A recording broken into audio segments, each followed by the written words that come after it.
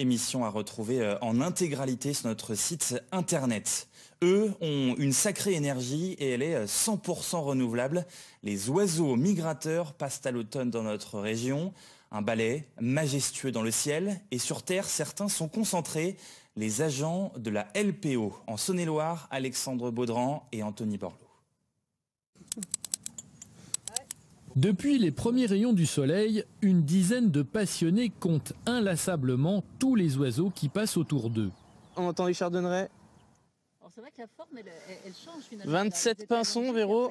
Et pour ne pas se tromper d'oiseaux, il faut des bons yeux, mais surtout de bonnes oreilles. Là, un pipi de farlouse, ici.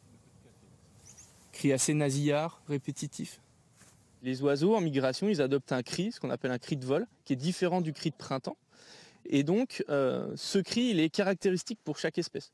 Donc un cri qui va durer une demi-seconde, une seconde, va me permettre dans ce même laps de temps de l'identifier, ce qui est beaucoup plus rapide que de chercher les critères sur le plumage. Donc effectivement, on travaille avec les yeux, mais on travaille aussi surtout avec les oreilles. Et le vol qui est en mission. Un talent pour distinguer la cinquantaine d'espèces qui traversent le ciel, qui impressionne ces deux randonneurs de passage.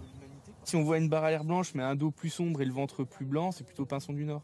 D'accord. J'ai été fasciné par, non pas le comptage, mais la perspicacité visuelle et auditive des animateurs qui voient des oiseaux de partout alors que j'en voyais pas. La Ligue de protection des oiseaux termine ici sa 4e année de recensement. La montagne de la Folie offre un poste idéal pour l'observation des flux migratoires nord-sud.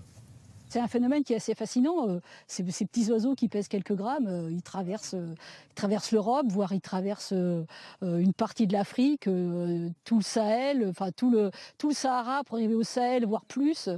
C'est assez fascinant. Près d'1 700 000 oiseaux ont été comptés en octobre, un record qui place la Bourgogne dans les 4 premiers sites de passage de l'Hexagone. De leur